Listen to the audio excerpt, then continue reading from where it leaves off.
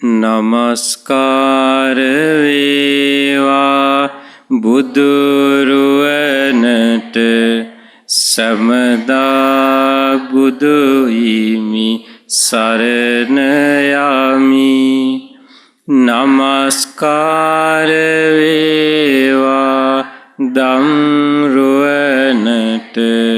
සමදා සදම් සරණ යමි.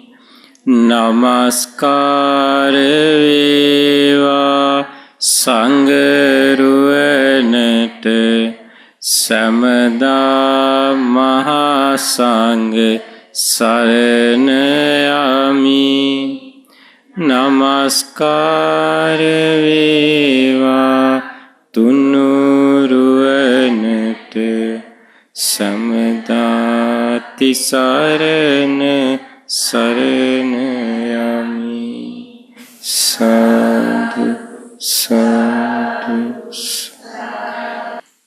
අපගේ ගුරු දේවෝත්තම පින්වත් ලොකු ස්වාමීන් වහන්සේට නමස්කාර වේවා. සාදු සාදු. අද මේ පැරකුම් උයන මහමෙවුනා භාවනා සොප්පේදී මේ දායකත්ව ධර්ම දේශනාව සිද්ධ කරන්නේ හේමලතා කීර්තිරත්න මහත්මිය ඇතුළු ඒ අසොප්පේ සීල භාවනා වැඩසටහනේ දායක පිරිස එකතු වෙලා. ඉතින් මේ අය නිරන්තරයෙන් මේ අසොප්පු මුල් කරගෙන ධර්මයේ ශ්‍රවණය කරනවා, පින් දහම් රැස් කරගන්න පිරිසක්. ඉතින් බුදුරජාණන් වහන්සේ නමක් සරණ යන්න ලැබිච්ච නිසායි අපිට මේ සීල අවස්ථාව ලැබුණේ. බුදු කෙනෙක් කලාතුරකින් ලෝකෙට පහළ වුණාම ඒ බුදුරජාණන් වහන්සේ මුණ ගැහෙන්නේ හරි, ඒ භාග්‍යවතුන් වහන්සේ වදාළ ධර්මය අහන්න ලැබෙන්නේ හරි ඒ ලෝකේ ඒ කාලේ ජීවත් වෙන මිනිස්සුන්ගෙන් ඉතාමත් ටික දෙනෙකුට. බොහෝ පිරිසකට ඒ අවස්ථාව ලැබෙන්නේ නැහැ. ඒකට ඒකට සසරේ රැස් කරපු පිනක් වාසනා ගුණයක් තියෙන්න ඕනේ. බුද්ධ කියන වචනේ ඇහුනහම හිත පහදින්න, ඒ ධර්මයේ ඇහුනහම හිත පහදින්න යම්කිසි කුසලතාවයක් කෙනෙකුගේ හිතේ ජීවිතේ තියෙන්න ඕන. පින්වත්නි, බුදුරජාණන් වහන්සේ කියන්නේ මේ ලෝකේ ධර්ම ධාතු අවබෝධ කළා. බුදුරජාණන් වහන්සේ දැන් නිගණ්ඨනාථ පුත්ත, අජිතකේස කම්මලි, ඔය වගේ සංජය බෙල්ලාටි පුත්ත වගේ ඒ කාලේ හිටපු ශාස්ත්‍රවරු හිටියානේ. මේ උදවිය වගේ භාග්‍යවතුන් වහන්සේත් අලුතෙන් ආගමක් නිර්මාණය කළා නෙමෙයි. දැන් ගොඩාක් මිනිස්සු ලෝකේ ආගම් ගැන කතා කරනවා. ආගම් ගැන කතා කරාට බුදුරජාණන් වහන්සේ අලුතෙන් ආගමක් නිර්මාණය කළේ නැහැ. බුදුරජාණන් වහන්සේ සම්මා සම්බුද්ධත්වයට පත් වෙන මොහොතේ මේ ලෝකේ ධර්මතාවය, ධර්ම ධාතු අවබෝධ කළා. අවබෝධ කරගෙන තමයි මිනිස්සුන්ට කියලා දුන්නේ. මෙන්න මෙහෙම එකක් ලෝකේ තියෙන. ඒ මිනිස්සු අවිද්‍යාව තුල වාසය කරන්නේ. භාග්‍යවතුන් වහන්සේ මුලින්ම ලෝකේ අවිද්‍යාව දුරු කළේ. ඒ අවිද්‍යාව දුරු කරාට පස්සේ ලෝකේ යථා ස්වභාවය පේනවා. අන්නේ යථා ස්වභාවය දැකපු බුදුරජාණන් වහන්සේට මේ ලෝක සත්වයන් ගැන මහා අනුකම්පාවක් ඇති වුණා. ඊට පස්සේ ධර්මයේ දේශනා කළේ. පැහැදිලි නේද? ඒ විදිහට බුදුරජාණන් වහන්සේ මේ ලෝක ස්වභාවය අවබෝධ කරාට පස්සේ එක එක ආකාරයට ධර්මයේ දේශනා කළා. අද ඉගෙන ගන්නේ සංයුත්ත නිකායේ දෙවෙනි පොත් වහන්සේගේ අඩංගු ධාතු සංයුත්තේ අඩංගු දේශනාවක්. එතකොට ධාතු ස්වභාවය ගැන බුදුරජාණන් වහන්සේ දේශනා කරපු දේශනාවක්. ධාතු ස්වභාවය කියලා කියන්නේ මොකක්ද? යමක තියෙන මූලික ස්වභාවය. එතකොට ඒකේ යම් ධාතු ස්වභාවය කියන්නේ ස්වභාවයක් ඒක. පැහැදිලි නේද? ඒක ස්වභාවයක්. එතකොට බුදුරජාණන් වහන්සේ දැන් ධාතු ගැන කියනකොට මේ අය අහලා ඇති. දැන් අර භාගතුන් වහන්සේ වදාලා මේ සාරිපුත්ත මහරහතන් වහන්සේත් එක්ක ඉන්න පිරිස ප්‍රඥාවන්ත පිරිසක්. එතකොට ඒ ධාතුව ගැලපිලා යනවා. මුගලන් මහරහතන් වහන්සේ ඇසුරු කරගෙන ඉන්න පිරිස 이르දි බලලාභී. ඒ ධාතුව ගැලපෙනවා. ඒ වගේම දේවදත්ත ඇසුරු කරන් හිටපු පිරිස පාපී ආසාවෙන් යුක්තයි. ධාතුව ගැලපෙනවා. පිරිසුදු දෙයට පිරිසුදු දෙ එකතු වෙනවා. අපිරිසුදු දෙයට අපිරිසුදු දෙ එකතු වෙනවා කියන ධාතු ස්වභාවයක් ලෝකේ තියෙනවා. ඉතින් ඒ වගේ අද බුදුරජාණන් වහන්සේ දේශනා කරපු දේශනාවකින් අපි ඉගෙන ගන්නේ ඒ ධාතු ස්වභාවය ගැන විස්තරයක්.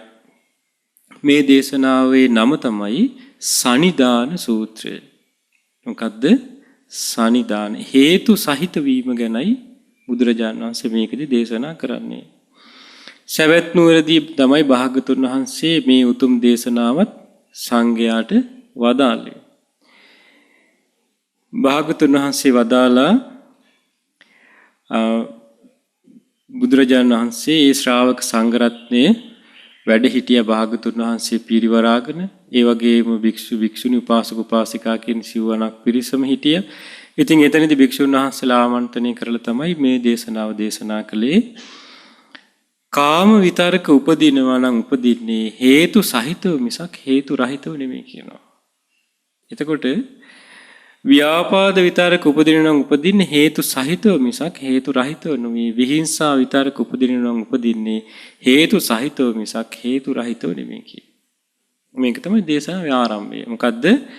භාගතුන් වහන්සේ වදාලා කාම ධාතු භික්කවේ පටිච්ච උප්පජ්ජති කාම සංඥා. කාම සංඥා පටිච්ච උප්පජ්ජති කාම සංකප්පෝ. දැන් මුලින් අපි කිව්ව මොකද්ද? හේතු සහිතවමයි කාම විතරකේ උපදින්නේ. හේතු රහිතව නෙමෙයි කියනවා. ව්‍යාපාද විතරකේ උපදින්නේ හේතු සහිතවමයි හේතු රහිතව නෙමෙයි. ඒ වගේම විහිංසාව විතරක උපදින්නේ හේතු සහිතවමයි හේතු රහිතව. හේතුව මොකද්ද? කාම ධාතු භික්ඛවේ පටිච්චුප්පජ්ජති කාම සංඥා. එතකොට මේ කාම සංඥා උපදින්නේ මොකක් මුල් කරගෙනද? මොකක් මුල් කරගෙනද? කාම ධාතුව මුල් කරගෙන. කාම ධාතුව මුල් කරගෙන තමයි කාම සංඥාව උපදින්නේ. එතකොට කාම සංඥාම් පටිච්ච උප්පජ්ජති කාම සංකප්පෝ. ඒ කාම සංඥාව මුල් කරගෙනයි කාම සංකල්ප උපදින්නේ. දැන් මේ එකක් ගානේ අපි ඉස්සරහට තේරුම් ගමු. කාම සංකම්පම් පටිච්ච උප්පජ්ජති කාම පරිලාහෝ. කාම දැවිල්ල හටගන්නේ අර හටගත්ත කාම සංකල්පේ මුල් කරගෙන. කාම පරිලාහම් පටිච්ච උප්පජ්ජති කාම පරිේෂණං. අන්නේ කාම දැවිල්ල ඇති වුණාට පස්සේ කාමේ හොයන්න ගන්නවා. කාම පරිේෂණම් භික්ඛවේ පරිේෂමානු අසුතවා පුතජ්ජනෝ. මේ කාමේම හොයන අසුතවත් පුතජ්ජනයා තීහි ඨානේහි මිච්ඡා පටිපට්ඨි. තැන් තුනක වැරදි විදිහට පිළිපදින. මොකද්ද? සිතත්, කයත්, වචනයත්. දැන් මේකෙදී දැන් මේ කාමය කියන්නේ මොකද්ද? කාමය කියන්නේ මොකද්ද? ඔව්. ඉෂ්ඨකාන්ත මනාප සිත් ඇද ගන්නා ස්වභාවයෙන් යුතු රූප, ශබ්ද, ගන්ධ, රස, පහස කියන මෙන්න මේවට කියනවා පංචකාම ගුණ කියලා. එතකොට එහෙනම් දැන් කාමයේ දැන් මේ බොහෝ දෙනෙක් ලෝකේ ඉෂ්ඨකා ඒ කියන්නේ ප්‍රියමනාප රූපේ හොයාගෙන යන්නේ. ප්‍රියමනාප ශබ්ද වලට යාස. ඒක හොයාගෙන යනවා. නේ? ඒ වෙනුවෙන් තමයි මහන්සි වෙන්නේ. හොඳට කල්පනා කරලා බලන්න කෙනෙක් ජීවත් වෙනකොට දැන් රැකී ආරක්ෂා කරනවා, වෙලෙහෙළඳාම් කරනවා, ගොවිතැන්පත් කරනවා, මේ මොන දෙයකින් හරි මොකද අපේක්ෂා කරන්නේ? ලස්සන රූප දකින්න. ලස්සන ශබ්ද අහන්න. ඒ කියන්නේ ප්‍රියමනාප. ලස්සනටත් වඩා ඒක තේරුම් ගන්න ලේසි ප්‍රියමනාප. ප්‍රියමනාප සුවඳට. ඊළඟට ප්‍රියමනාප රසය, ප්‍රියමනාප පහස කියන මෙන්න මේ දේවල් ලබා ගන්න තමයි ජීවිතේ ගොඩාක් මහන්සි වෙන්නේ. එතකොට මේ බුදුරජාණන් වහන්සේ වදාලා කාම සංඥාව කියලා එකක් තියෙනවා. ඒ කියන්නේ මේ කාමේ මේක මෙහෙමයි කියලා හඳුනගන්න එක. මේ කියන්නේ කාම සංඥාව කියන්නේ හඳුනා ගැනීමනේ. තේරුණේද? සංඥාව කියන්නේ හඳුනා මේක මේ කාමයේ මෙහෙම දෙයක් තියෙනවා කියලා හඳුනා ගන්නවා. ඒ කාම එතනින් තමයි මේ ප්‍රශ්නේ පටන් ගන්නෙ. හඳුනා ගැනීමත් එක්ක. දැන් ඔන්න හිතන්න ලස්සන ප්‍රියමනාප රූපයක් තියෙනවා. එතකොට එයා ඒ දකින්න කෙනා ඒක හඳුනගන්න ක්‍රමයෙන් හිතේ ආසාව උපදිනවා. ආන්න ඒක තමයි මේ කියන්නේ. ඒ සංඥාව, ඒ කියන්නේ හඳුනා ගැනීම අපි දැන් ලස්සන රූපයක් දැක්කට පස්සේ හිතේ ආසාව ඇති වෙන මේ සංඥාවක් හටගන්නේ මොකක් නිසාද? කාම ධාතුව තියෙන නිසා. කාම ධාතුව තියෙන නිසායි කාම සංඥාව හටගන්නේ. දැන් පින්වත්නි බුදුරජාණන් වහන්සේ වදාළේ දැන් අවීචි මහ නරකයේ ඉඳලා පරිනිම්මිත වසවර්ති දිව්‍ය ලෝකෙ දක්වාම කාම ලෝක වලටයි තියෙන්නේ. එතකොට මේ කාම ලෝක වල ජීවත් වෙන අයට කාම සංඥා උපදින හේතුව මොකද්ද? කාම ධාතුව තියෙන නිසා. එතකොට බ්‍රහ්ම ලෝක වල ඉන්න අයට කාම සංඥා උපදින්නේ නැහැ. හේතුව මොකද? ඒ ලෝකේ කාම ධාතුව නැහැ. පැහැදිලිද? එතකොට දැන් මේ කාම ධාතුව තියෙන නිසා ඔන්න ඇහැට යම් අරමුණක් ආවට පස්සේ බුදුරජාණන් වහන්සේ වදාලා කොහොමද මේ දැන් කාම ධාතුව නිසා කාම සංඥාව ඇති වෙනවා. කාම සංඥාව නිසා කාම සංකල්ප ඇති වෙනවා. කාම සංකල්ප නිසා උපදින්නේ කාම ඡන්දය. කාමයට තියෙන කැමැත්ත. කාම ඡන්දය නිසා උපදින්නේ කාම දැවිල්ල. කාම දැවිල්ල කියන්නේ මොකද්ද? ඒක නැතුව බැරි වෙනවා. කාම දැවිල්ල. ඒ කාම දැවිල්ල නිසා උපදින්නේ කාම සෙවිල්ල. ඒ කාමේ හොයන්න ගන්නවා ඊට පස්සේ. එතකොට ඒ කාමේ හොයන්න ගිහිල්ලා තමයි ලෝක මිනිස්සු සිතින් කයින් වචනින් වැරදි කරන්නේ. එහෙනම් මේ කාම සෙවිල්ල නිසානේ ප්‍රශ්නේ එන්නේ. දැන් අපිට තියෙන ප්‍රශ්නේ ඒක. කාමයෙන් හොයන්න ගිහිල්ලා මිනිස් දැන් බලන්න ලෝකේ දැන් ඕනෙම තැනක අරුබුදයක් හටගත්තොත් ওই පංචකාමයේ මුල් කරගෙන. ලෝකේ පැත්තකින් තියන්න. ගෙවල් වල ප්‍රශ්න. ඊළඟට දූ දරුවන්ගේ ප්‍රශ්න මොනව මුල් කරගෙනද? පංචකාමයේ මුල් කරගෙන තියෙන්නේ. පංචකාමයේ බැහැර කරපු කෙනාට ඒක ඒ ප්‍රශ්නේ නෑ. එතකොට මේ විදිහට කාම ධාතුව මුල් කරගෙන කාම සංඥාව ඇති වෙනවා. කාම සංඥාව ඒ කියන්නේ හඳුනගන්නේ කාමක විදිහට ඒක. ඒකයි මේ කියන්නේ රූපයක් හරි ශබ්දයක් හරි. බුදුරජාණන් වහන්සේ වදාලා ඒක මෙහෙම. මේ මොකද්ද කාම ඡන්දය ඇති වෙන්නේ මොකක් නිසාද? බුදුරජාණන් දේශනා කළේ සුබ නිමිත්තම් වික්කවේ අයෝනිසෝ මනසිකරෝතෝ අනුප්පන්නෝ චේව කාමච්ඡන්දෝ උප්පජ්ජති. කොහොමද මේ කාමච්ඡන්දය ඇති වෙන්නේ එහෙනම්? සුබ නිමිත්ත. දකින්න දේම සුබ විදිහට ගන්න අපි. ඒ කියන්නේ අපි දකින්න අහන ඊළඟට නාසයට දැනෙන, දිවට දැනෙන, මේ කයට දැනෙන පහස ආදී මේ දේවල් සුබ විදිහට ගත්ත ගමන් ඒක තමයි සංඥාව. ඒක මුල් කරගෙන මොකද්ද වෙන්නේ? කාම සංකල්පය හට ගන්නවා. එතකොට ඒ අරමුණ හැමතිස්සෙම බාහිර තියෙන එකක්. නේ? දැන් එකම දේ දැකලා කෙනෙකුට ආසාව ඇති වෙනවා, කෙනෙකුට ආසාව ඇති වෙන්නේ නැහැ. එකම දෙයට. එතකොට එහෙනම් මේ කාමය කියලා කියන්නේ ඒ කියන්නේ සිත ඇද ගන්නා ස්වභාවය කියලා කියන්නේ වස්තුවේ බාහිර දේ තියෙන එකක්ද? පුද්ගලික අපේ හිතේ තියෙන එකක්ද? පුද්ගලික අපේ හිතේ තියෙන එකක්. එතනින් තමයි ප්‍රශ්නේ එන්නේ. එතකොට මේ කාම ධාතුව තියෙන තාක්කල් කාම සංකල්ප හට ගන්නවා. එතකොට කාම සංකල්ප මොකද්ද කිව්වේ? අයෝනිසෝ මනසික. ඒ කියන්නේ යම්කිසි දෙයක් සුබ විදිහට දැකලා අයෝනිසෝ මනසිකාරය යෙදිච්ච ගමන් අන්න කාමච්ඡන්දය උපදිනවා. ඒ විදිහට තමයි භාගතුන් වහන්සේ වදාළේ.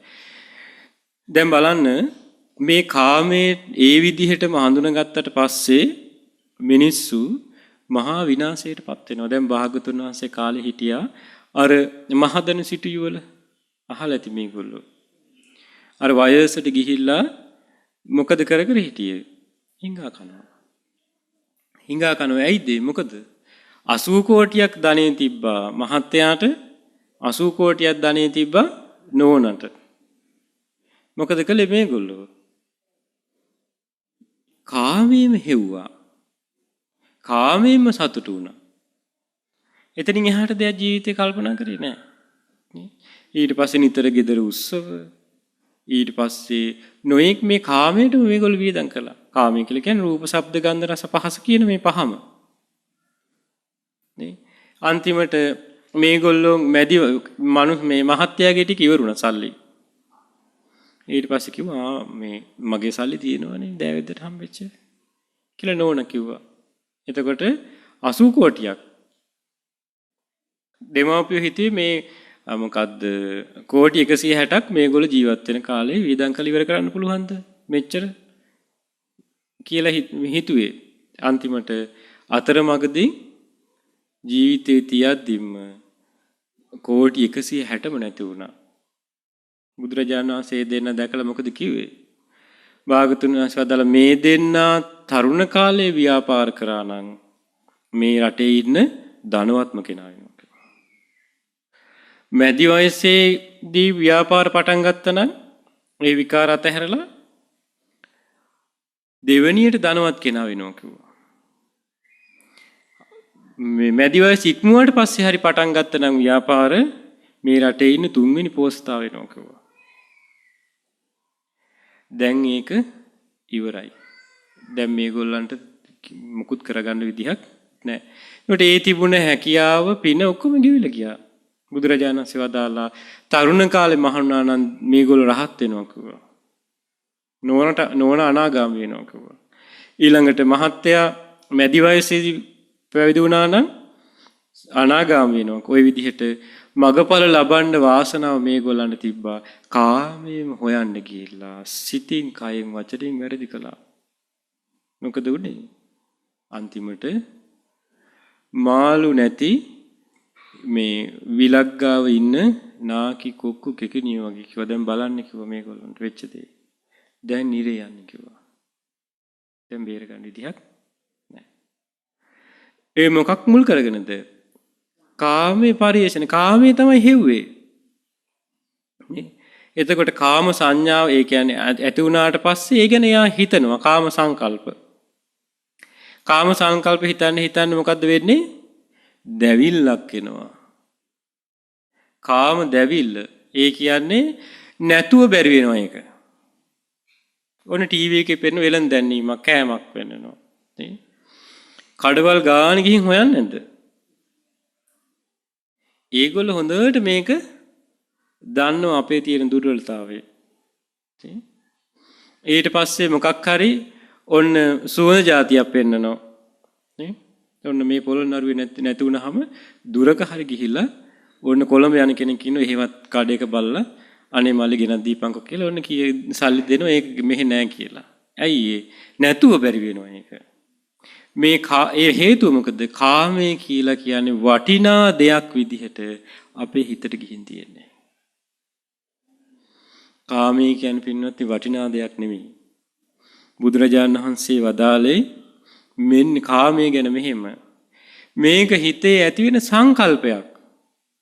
සංකප්ප රාගෝ පුරිසස්ස කාමෝ. මේ කාමයේ කියලා කියන්නේ සංකල්පයක්. සංකල්පයක් කියන්නේ මොකද්ද? මොකද්ද සංකල්පයක? හිතින් ගොඩනගාගත්ත දෙයක්. ඇත්ත දෙයක් නෙමෙයි. සංකල්ප කියන්නේ ඒවට.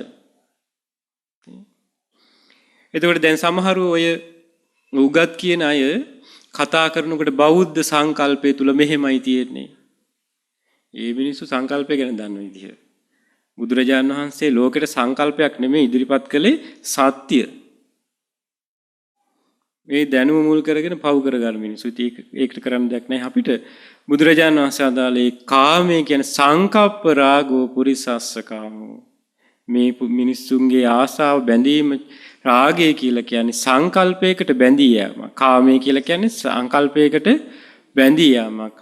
නේතේ කාමා යානි චිත්‍රානි ලෝකේ. මේ ලෝකේ තියෙන විචිත්‍ර දේවල් තුල කාමය නැහැ කියනවා. සංකල්පයක් මේක. තිට්ඨං චිත්‍රානි තතේව ලෝකේ. මේ ලෝකේ ලස්සන දේවල් හැමදාම තියෙනවා. අත්තෙන්ති දීරා විනයන්ති චන්දං. අන්න නුවණ තියෙන වීරියවන්ත කෙනා ඒ කෙරෙහි තියෙන කැමැත්ත නැති කරන. ඇයි මොකද්ද මේ හිතෙන් හැදිච්ච දෙයක්. මේ ලෝකයේ බාහිර දේවල් තුල අපිට ඇහැට පේන රූප, ශබ්ද, ගන්ධ, රස, පහස කියන මේ දේවල් වල නම් කාමයේ තියෙන්නේ. කවදාවත් කෙනෙකුට පුළුවන් ද කාමයේ අතහරින්න? බෑ. කාමයේ අතහරින්න බෑ.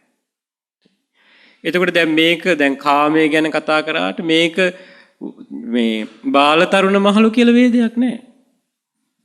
ඇහැට රූප පේනවනේ. කනට ශබ්ද ඇහෙනවනේ. ඔය බාල කාලයේ කාමයේ වෙන ක්‍රමයකට තියෙන්නේ. වෙනස්. ඒගොල්ලන්ගේ ආසාව වෙනස්. තරුණ වයසේ වෙනකොට වෙනස් ඒක. ඔන්න වයසට යනකොට වෙනස්. දැන් බලන්න වයසට ගියාට පස්සේ දරුමුණු බුරු අතහැර ගන්න බෑ. මොනවද ඒ? කාමයටයි තියෙන්නේ. නන්ද මාතාව කොහොමද? ඊළඟට බන්දුල මල්ලිකා කොහොමද? මේවා කාමයේ කියලා දැනගෙන ඒක අතහැරියා. තමන් එකම පුතා මේ නොකරපු වැරද්දකට අරගෙන අම්මා ඉස්සරහම දඬුවම් කරද්දී හිත වෙනස් වුණේ නැහැ කියනවා. කාමයේ ස්වභාවය අවබෝධ කරගෙන හිටියා. බුදුරජාණන් වහන්සේ මේ කාමයේ ගැන ගොඩාක් විස්තර දේශනා කළා. තියෙනවා මේ කාමයේ කියලා කියන්නේ හරියට මොකක් වගේද? මොකක් වගේ කියලා බුදුරජාණන් දේශනා කළේ? ඔව් මේ බලු පැටියෙකුට බඩගින්න ඉන්න බලු පැකිටියෙකුට හම්බෙච්ච මස් නැති ලේ තැවරිච්ච මස් කට්ටක් වගේ කිව්වා. කොච්චර ලෙව කෑවත් බඩ පිරෙනවද? බඩ පිරෙන්නේ නැහැ. හේතුව මොකද? බඩ පිරෙන ස්වභාවයක් ඒ මස් කට්ටේ නැහැ. බඩ පිරෙන්න මස් තියෙන්න බෑ. කාමය කියන්නේ ඒ වගේ. කොච්චර කළත් තෘප්තියටපත් වෙන්නේ නැහැ.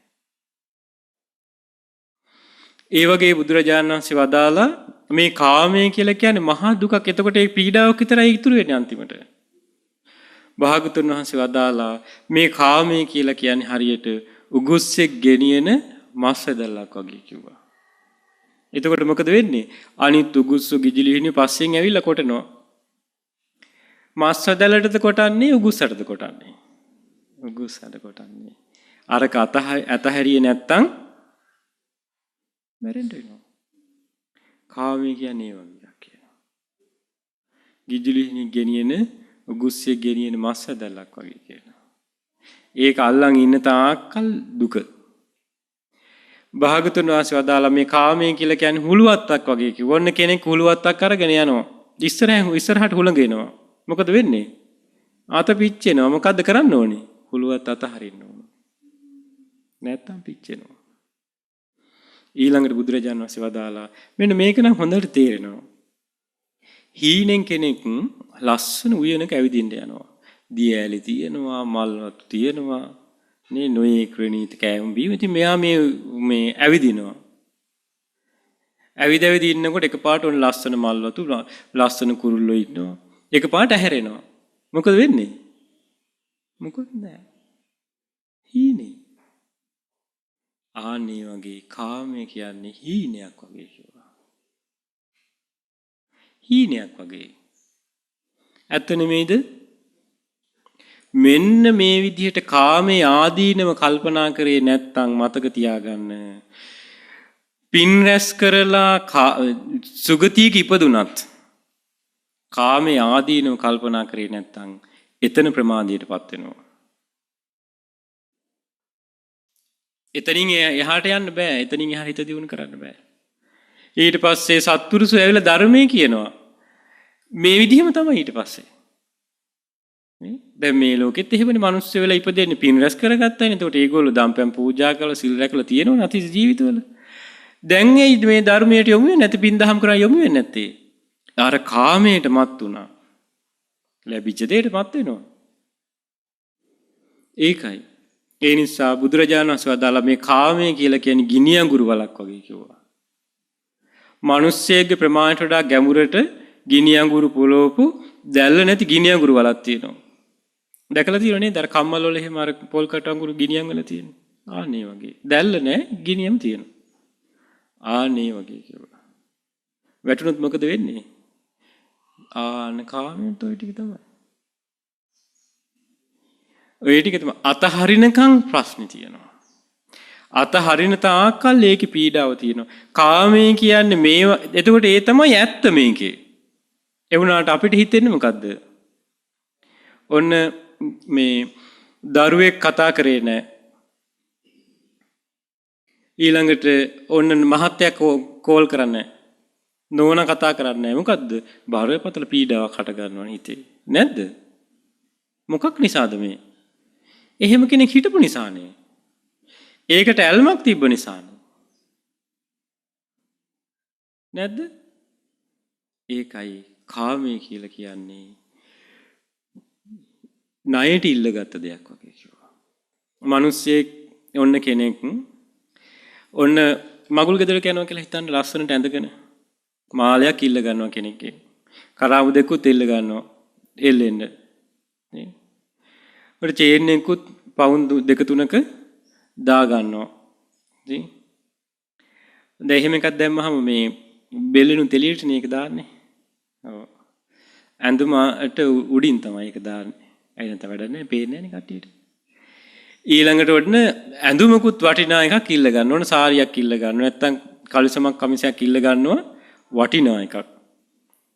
සපත්තු දෙකකුත් ඉල්ල ගන්නවා. නැත්තම් ওই ඇඳුම් ඉල්ලගෙන වාහනයකුත් ඉල්ල ගන්නවා. දැන් ඔන්න යනවා.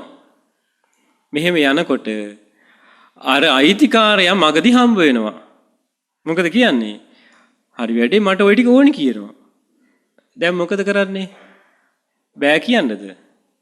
ඉල්ලන වෙලාවේ දෙන්න ඕන. කාමයේ කියන්නේ ණයට ඉල්ලගත්ත දෙයක් වගේ කියනවා. නැද්ද? ණයට ඉල්ලගත්ත දෙයක් වගේ කියනවා. ඉතින් මේ විදිහට කාමයේ ආදීනව කල්පනා කරනකොට තමයි මේ කාමයේ ඇත්ත ස්වභාවය තේරෙන්නේ. කාමයේ ඇත්ත ස්වභාවය තේරෙන්නේ ආදීනව කල්පනා කරද්දී. කාමයේ නිසා විඳින්න තියෙන දුක මහා විශාලයි. ඒකෙන් ලැබෙන ආස්වාදේ ගොඩාක්ම පොඩි. හැබැයි ඒ පොඩියට තියෙන ආස්වාදය තමයි ප්‍රකට කාරණාව. තේරුණාද? ඒක හරියට මේ වගේ. දැන් හිතන්න ඔන්න මොකක් හරි අල එරෙන වැලක් හරි ගහක් හරි තියෙනවා. උඩට කෝටු කෑල්ල පොඩිවට පේනවා. නේ? දැන් අර කටු වල තියෙන්නේ. ඔන්න මේ පොඩිවට වැල තියෙන උඩින්. හාරනකොට කොහොමද? නේ? ආන්නේ වගේ තමයි. ආස්වාදය තමයි ලෝකේ හැමතැනම ප්‍රකට. මේක බලපං කියනවා. මේ වෙන්න මේක අහන්න කියනවා. මීට වඩා සුවඳක් ලෝකේ නැහැ කියලා වෙන්න සුවඳ කියනවා. කෑම බීම ගෙවල් හදනේ වගේ නෙමෙයි කියන මේවා. කොච්චර රහ මොනවා දාලා හැදුවත් මේක දැම්මේ නැත්තම් රහ වෙන්නේ නැහැ කියලා ඕන එක එක જાති පෙන්නනවා. ගෙනල්ලා දාන්නේ නැද්ද අපි? කාම. ඒකයි. එතකොට මේක සංකල්පයක්. හොඳට මතක තියාගන්න. සංකල්ප ඇත්ත දෙයක් නෙමෙයි. හිතේ හැදිච්ච දෙයක්. හිතේ හැදිච්ච දෙයක් කාමය කියන්නේ. ඒකයි මේ එක එක්කෙන එක එක දෙයට ආස කරන්නේ. ඔන්න ඇඳුමක් ගන්න යනවා. සමහරු කැමති රෝස පාටට. සමහරු කැමති නිල් පාටට. එහෙනම් ඇඳුමේ නම් ඒක කැමැත්ත තිබ්බේ. හැමෝම රෝස පාට කැමති වෙන්න බෑ. සංකල්පයක් හිතෙන් හැදිච්ච දෙයක් නේ. එතකොට මේ විදිහට බුදුරජාණන් වහන්සේ වදාලා කාම ධාතුව තියෙන නිසායි කාම සංකල්ප හටගන්නේ. ව්‍යාපාද ධාතුව තියෙන නිසායි ව්‍යාපාද සංකල්ප හටගන්නේ. ව්‍යාපාදේ කියන්නේ මොකද්ද? තරහ. ඒ කියන්නේ තරහ එන ස්වභාවයක් අපේ ජීවිතේ තියෙනවා. එතකොට තරහ එන අරමුණක් ආපු ගම මොකද්ද වෙන්නේ? මෙන්න තරහ හැවිස්සෙනවා සුරුස් කාලා. දැන් අර කකචූපන් සූත්‍රයේ මේ අය අහලා ඇති. ඒකේ තියෙන්නේ දැන් අර වැඩකාර කෙල්ල හැමදාම මහන්සිලා වැඩ කරන එක දවසක් පරක් වෙලා ඇඟටිනවා. මොකද වෙන්නේ? කේන්ති යනවනේ නෝනට. අරමුණ ආපු ගමන් අරක මතු වුණා. ඇයි ඒ? ව්‍යාපාද ධාතු අපේ ජීවිතයේ අභ්‍යන්තරයේ තියෙනවා. ඒකට අරමුණ ස්පර්ශ වෙච්ච ගමන් ඒ සංඥාව හට ගන්නවා. ඊළඟට ඒ සංඥාව මුල් කරගෙන මොකද්ද වෙන්නේ? සංකල්ප වෙන්නේ ඊට පස්සේ එක එක කල්පනා වෙනවා. මේ ඒ විදිහට කල්පනා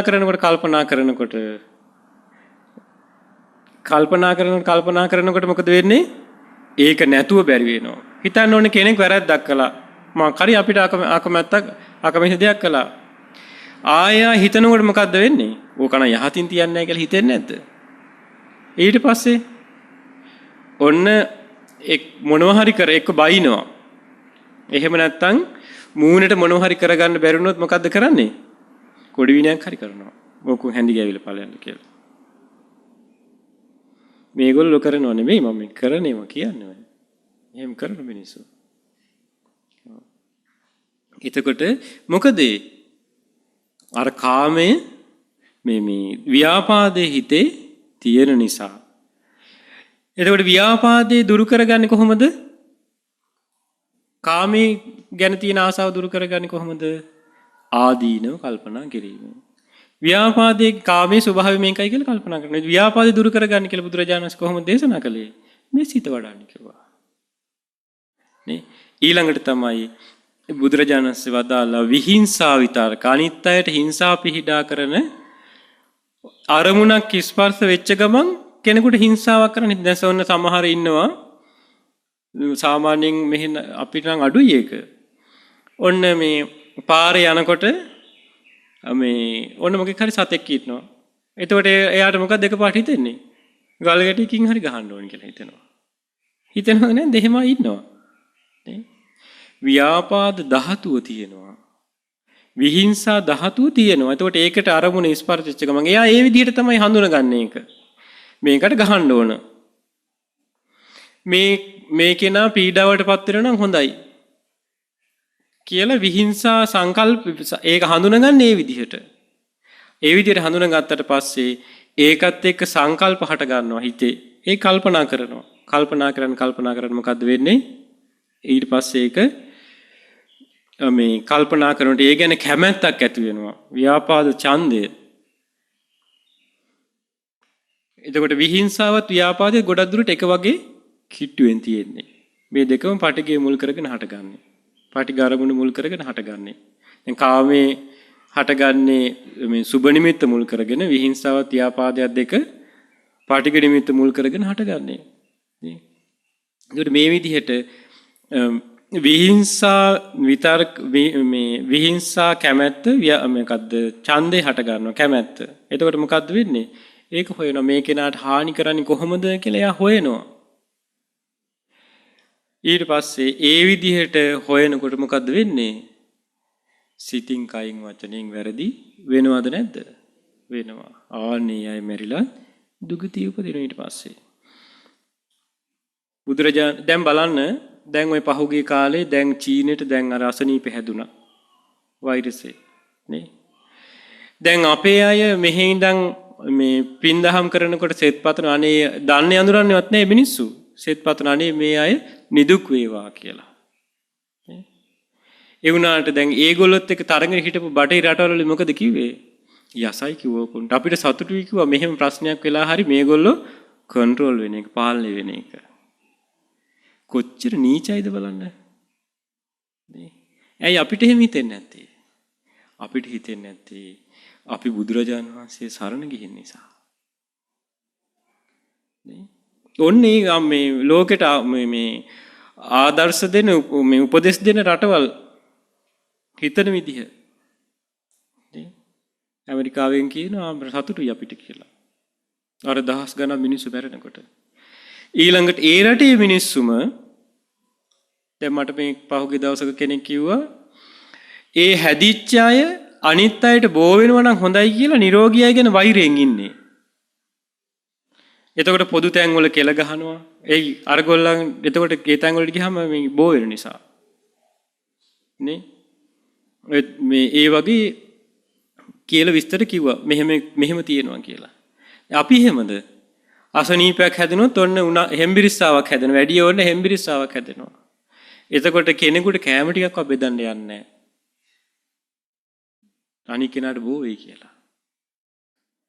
අපිට මේක කොහෙන්ද ආවේ? ඒ මිනිසුන්ට ඒව නැතුණේ ඇයි? සම්මා දිට්ඨියෙන්. ලෞකික සම්මා දිට්ඨිය තියෙන්න ඕනි. ලෞකික සම්මා දිට්ඨියට තමයි අයිති මොකද්ද? ලෞකික සම්මා දිට්ඨියට අයිති මොකද්ද? කියන්නේ ලෞකික සම්මා දිට්ඨිය මොකද්ද කියලා? මොකද්ද ලෞකික සම්මා දිට්ඨියට අයිති? මේ මොකද්ද? දානයේ විපාක තියෙනවා. පුද පූජාවන් වල විපාක තියෙනවා. මෙලව තියෙනවා, පරලොව තියෙනවා, මව්පියා කියලා විශේෂ කෙනෙක් ඉන්නවා. අපෝපස් ওই විදිහට තියෙන ලෞකික සම්මා දිට්ඨිය. මේ පිම්පව් ගැන අදහා ගැනීමක් විශ්වාසයක් තියෙන නිසායි මේක අපිට දැනෙන්නේ. එතකොට ලෞකික සම්මා දිට්ඨිය තියෙන කෙනාට තමයි සම්මා දිට්ඨි ඊළඟ එක මොකද්ද මාර්ගය ඊළඟට තියෙන්නේ සම්මා සංකල්පය. සම්මා සංකල්පයට අයිති මොනවද? නෙක්ඛම්ම සංකල්ප, අව්‍යාපාද සංකල්ප, අවිහිංසා සංකල්ප. එහෙනම් කාමයට, ව්‍යාපාදයට, විහිංසාවත් නම් තියෙන මොකද්ද නැත්තේ එතකොට? ලෞකික සම්මා දිට්ඨිය නැහැ. ලෞකික සම්මා දිට්ඨිය නැත්තම් ලෝකෝත්තර සම්මා දිට්ඨිය කොහොමත් හම් වෙන්නේ නැහැ. තේරුණේ නේද? ඔව්. ඊළඟට බුදුරජාණන් වහන්සේ වදාලා ওই විදිහට කාම විතර්ක ඊළඟට මේ මොකද්ද ව්‍යාපාද විතර්ක විහිංසා විතර්ක හටගන්නේ ඒ කාම විහිංසා ව්‍යාපාද ධාතුව නිසා කිව්වා. ධාතුව නිසා ඒවට මේකෙම අනිත් පැත්ත තියෙනවා. නෙක්ඛම්ම බුදුරජාණන් වහන්සේ වදාලා ඒකට උපමාවක් දේශනා කළා බුදුරජාණන් වහන්සේ. භාගතුන් වහන්සේ වදාලා ඔන්න මිනිස්සෙක් වේලිච්ච තනකොළ තියෙන තැනකට ඇවිදින් හුලුවත්තක් අරගෙන එනවා. හුලුවත්තක් අරන් ඇවිල්ලා තනකොළ පඳුරට විසි කරනවා. මොකද වෙන්නේ? ගිනි ගන්න බුස්කාලා. අතින් පයින් මේ උත්සාහ අරගෙන ඒක නිමුවේ නැත්තම් ගින්න පැතිරෙනවද නැද්ද? එතකොට මේ ප්‍රදේශෙම ඉන්න සත්තු මේ නිසා විනාශ වෙනවා. ආන් මේ වගේ තමයි කිව්වා දැක්කද ඇහුවද යමක් දැනුණද ඒක මුල් කරගෙන එක්කෝ කාමයේ විදිහට අඳුන ගන්නවා. එහෙම නැත්නම් ව්‍යාපාද විහිංසාව විදිහට අඳුන ගන්නවා. ඒත් එක්ක සිතින් කයින් වචනින් වැරදි කරනකොට නුයි කරුබුදු ලෝකේ හට ගන්නවා. ඒක දේශනා කළ බුදුරජාණන් වහන්සේ මොකද්ද? ඒ වියලි තනකොළ තමයි හරියට අරමුණ වගේ කිව්වා. දකින්න දේ අහන දේ ආදී. ඊළඟට හුලුවත්ත වගේ තමයි කිව්වා අකුසල සංඥාව. ඒ තනපඳුර ඇසුරු කරගෙන සත්තු වගේ තමයි කො මේ සත්වය. මොකද්ද අකුසල සංඥාව ආපු ගමන් අර අපි ඒක බැහැර කරේ නැත්තම් මොකද වෙන්නේ? ඒක හැම වැඩෙනවා. වැඩුණාට පස්සේ කයින් වැරදි කරනවා, හිතින් වැරදි කරනවා, මනසින් වැරදි කරනවා. ওই විදිහටම නෙක්ඛම්මයේ ගැන භාගතුන් වහන්සේ වදාලා කොහොමද? බුදුරජාණන් වහන්සේ දේශනා කළා කාමයන්ගෙන් වෙන්වීම විතර්ක නෙක්ඛම් විතර්ක හටගන්නේ හේතු සහිතවමයි කියනවා. අව්‍යාපාද අවිහිංසා විතර්ක හටගන්නේ හේතු සහිතව මිසක් හේතු රහිතව නෙමෙයි කියන බුදුරජාණන් වහන්සේ වදාලා නෙක්ඛම්ම ධාතුව නිසා උපදින්නේ කාමයන්ගේ වෙන්වීමේ සංඥාව. ඒ නෙක්ඛම්ම ධාතුව කියලා එකක් අපේ ජීවිතේ තියෙනවා. එහෙම නැත්නම් මේ නෙක්ඛම්ම දියුණු කරන්න බෑ. ඒකට ඒ විදිහට නුවණින් කල්පනා කරන්න ඕනේ. ඒ විදිහට නුවණින් කල්පනා කරේ නෙක්ඛම්මය කියලා කියන්නේ දැන් ඒතකොට නෙක්ඛම්ම අව්‍යාපාද අවිහිංසා මේ විතර්ක තුන තියෙන ඊළඟට. ඒ මොකද්ද මේ සම්මා සංකල්පය. සම්මා කාලෙම දැනගත්තා මම රජ වුණොත් නම් බොහෝ පව් රැස් කරගන්න වෙනවා. මොකද කළේ පොඩි ළමයා මේ කොච්චර අදිෂ්ඨානෙන් හිටියද? ඇයි ඒ? නෙක්ඛම්මයට තිබෙච්චර කැමැත්ත නිසා. ඒක දැවිල්ලක් තිබුණේ නෙක්ඛම්මෙන් මෙහා මුකුත් එපා කියලා. අන්තිමට අවුරුදු 16 වුණාට පස්සේ ගිහින් වල දාන්න කිව්වනේ. මේ මොකද්ද මේ වගේ අඳගොළු බිහිරි ළමෙක් තියාගෙන තේරුම් ගන්නෑ රජ පවුලටත් නින්දාවක් කියලා. එතකන් අවුරුදු 16 වෙනකල් ඉවසන් හිටියා. එච්චරකට එතකොට මේ දැවිල්ල හටගත්තට පස්සේ දැන් කාමයේ ගැන දැවිල්ල හටගත්තට පස්සේ කාමයේම හොයාගෙන පිස්සු වැටිච්ච මිනිස්සු ඉන්නේ නේ. ඒ වගේ නෙක්ඛම්මයේ ගැන ඒ වගේ ආසාව ඇති වුණාට පස්සේ දැවිල්ල ඇති වුණාට පස්සේ වළක්වන්න බෑ අය. දැන් සමහර ළමයි ඉන්න ඕන පැවිදි වෙන්න කැමති දෙමව්පියෝ කැමති නැහැ. එයාගේ එක බලවත් නම් තියෙනවා නම් ඒ දෙමව්පියන්ගේ බාධා කිරීම කරන්න දෙයක් නැහැ. දැන් රට්ටපාල කුමාරට එහෙම නෙවෙයි. නොකානොබි හිටිය දවස් 7ක් කැමැත්ත දෙන්නේ නැති නිසා. ඊට පස්සේ කොච්චර වස්තුව තිබ්බද?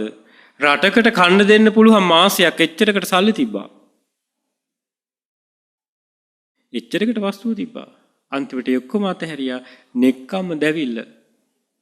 නෙක්ඛම්ම දැවිල්ල ආවට පස්සේ නෙක්ඛම්මේ හොයනවා. ඒක හොයනකොට නෙක්ඛම්මේ හොයනකොට කෙනෙක් සිතින් කයින් වචනින් යහපත් දේවල් කරනවා. දන් දෙන්නේ කාමයේ මුල් කරගෙන නෙක්ඛම්මේ මුල් කරගෙනද? නෙක්ඛම්මේ මුල් කරගෙන. සීල් රකින්නේ කාමයේ මුල් කරගෙන නෙක්ඛම්මේ මුල් කරගෙනද? නෙක්ඛම්මේ මුල් කරගෙන. ඊළඟට බණ භාවනා කරන්නේ මේ සිත වඩන්නේ බුදුගුණ හිතන්නේ කාමයේ මුල් කරගෙනද මේ නෙක්ඛම්මේ මුල් කරගෙනද? නෙක්ඛම්මේ මුල් කරගෙන. එතකොට නෙක්ඛම්මේ මුල් කරගෙන අව්‍යාපාදයේ මුල් කරගෙන අවිහිංසාව මුල් කරගෙන යා මොකද්ද කරන්නේ? සිතින් කයින් වචනයෙන් යහපතේ හැසිරෙනවා. සිතින් කයින් වචනයෙන් යහපතේ හැසිරෙන කෙනාට මෙලොව පරලොව දෙකම යහපත සැලසෙන. ඒක හරියට මේ වගේ කියනවා. ඇවිලිච්ච ගිනි උලක් මේ හුලුවත්තක් වේලිච්ච තනකොළ පඳුරකට විසි කරනවා කියනවා. ඒ විසි වැටුණ මේ දැම්මම මොකද වෙන්නේ? ඒ ගිනි ගන්නකොටම අතින් පයින් ගහලා ගින්න නිවා ගන්නවා. ආනේ වගේ කිව්වා. ආනේ වගේ උත්සාහයෙන් වීරියෙන් යා මේ නෙක්ඛම්මයේ තුල හිත පවත්වනවා. එතකොට ඒ තනකොළ පඳුර ඇසුරු කරගෙන හිටු සත්වයන්ට හානියක් වෙන්නේ නැහැ ඒකේ. ආනේ වගේ නෙක්ඛම්මේ අව්‍යාපාදේ අවිහිංසාව මුල් කරගෙන තමන්ගේ ජීවිතයට අයහපතක් වෙන්නේ නැහැ. කාමයේ හොයන්න ගිහිල්ලා තමයි මිනිස්සු කයින් සිතින් කයින් වචනින් වැරදි කරන්නේ. ඒකට උදාහරණ මම අමුතුවෙන් කියන්න ඕනේ මේ අය ඕන තරම් දන්නවා. ඉතින් ඒක. එතකොට ওই විදිහට මේ නෙක්ඛම්මයේ ගැන ලස්සන කාරණාවක් කියන්නම්.